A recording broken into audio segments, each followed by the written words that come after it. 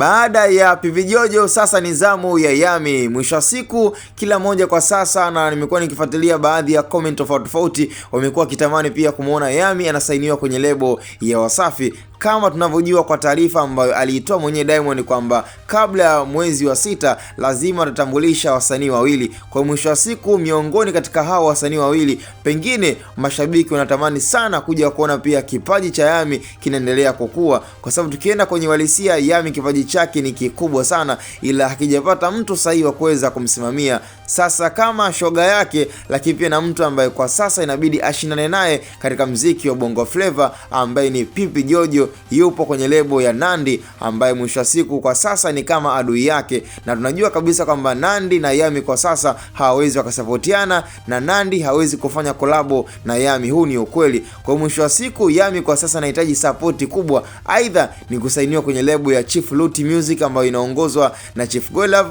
lakini pia kishindikana pia lebo ya Wasafi. Kwa hiyo kama ni kuzungumza na kufanya makubaliano na Diamond, basi inabidi akae naye vizuri na azungumze naye. Kama pia itafikia hatua ya kumuomba, basi inabidi amuombe msaada Diamond ili mradi aweze kumsaidia na akuze brand yake, ili mradi waende sawa kati ya yeye pamoja na PV Jojo ambaye kwa sasa yuko mikono salama ya The African Princess. Kwa ni taarifa ambayo nafikiri kila mmoja kwa sasa pia amekuwa kicomment pia in a positive way, kwa lengo la kutamani pia ushindani kati ya Yami pamoja na PV Jojo uweze kuendelea, kama ambavyo kwa sasa kila mmoja yupo kwenye ushindani wa Zuchu na Nandy, Alikiba na Diamond, Mario na Harmonize. Lakini pia mwisho wa siku pia ningetamani pia kuona bifu la Harmonize na Mario liweze kufa, liingie bifu la Harmonize pamoja na Jux. Huenda naamini kabisa kama itakuwa ni bifu lingine ambalo litakuwa kidogo na ushawishi zaidi, lakini Harmonize na Mario kwa sababu hapo ni mtu na mkwe wake. Kwa pia tunatamani kuona pia bifu la Yami pamoja na PV Jojo,